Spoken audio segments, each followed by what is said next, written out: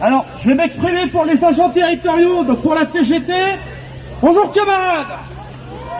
Depuis le début de la crise sanitaire, tous les personnels des écoles, des établissements scolaires sont en surchauffe et travaillent sous tension permanente. Protocole sanitaire difficilement applicable avec les moyens alloués, persistance des classes surchargées, augmentation des tâches pour les ATSEM des écoles maternelles, maintien des agents dans une précarité extrême, temps partiel non choisi, contrat à durée déterminée, horaire variable à outrance, salaire de misère, manque criant de personnel, programme scolaire non aménagé et augmentation des difficultés scolaires. Des agents et des agentes masqués mais pas muselés. La crise sanitaire a accéléré la dégradation des conditions de travail dans les écoles, les établissements scolaires et les accueils périscolaires. Davantage de travail et travail dans l'urgence perpétuelle, davantage de collègues absentes et non remplacés, aucune écoute des personnels dans l'instauration et l'application des consignes sanitaires par nos employeurs, alors que nous sommes dans les mieux placés pour exiger une plus grande rigueur sanitaire. Cette absence d'écoute de la part de nos employeurs locaux et administrations est un manque de respect à l'égard des femmes agentes en première ligne dans les écoles et les divers établissements.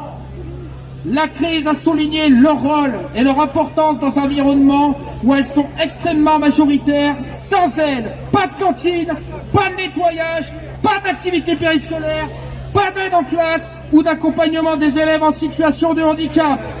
Moins d'enseignement et gestion approximative dans les services. Face au mépris des ministères, notamment le nôtre de la transformation de la fonction publique et de l'éducation nationale, mais aussi des employeurs publics locaux, dans un contexte de crise sanitaire, économique et sociale, tous les personnels intervenant dans les écoles et établissements exigent un plan d'urgence avec des créations de postes et une augmentation des salaires.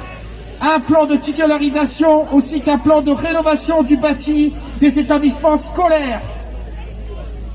C'est pour ça que notre fédération, en commun avec la CGT Éducation, revendique des créations de postes, une autre politique éducative, le dégel de la valeur du point d'indice, couplé à des mesures significatives de revalorisation des carrières et grille indiciaire de l'ensemble des cadres d'emploi des agents travaillant dans les établissements scolaires. 10% pour la fonction publique, 10% de postes supplémentaires, 10% d'augmentation des salaires, 10% de temps de travail en moins. Une autre école est possible. Il y a urgence à construire collectivement une école avec un système éducatif transformé dans l'intérêt des personnels, des enfants et des usagers, et dans laquelle tous les personnels auront les meilleures conditions. Vive l'intersyndicale, vive les services publics, vive la fonction publique!